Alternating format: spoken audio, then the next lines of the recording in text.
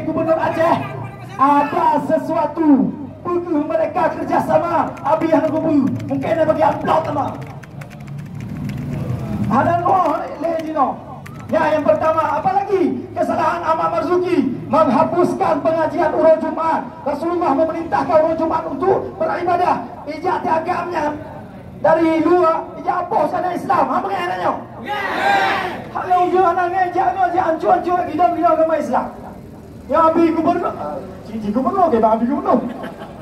Ya ji abi dewan perwakilan abi jong no di Jakarta.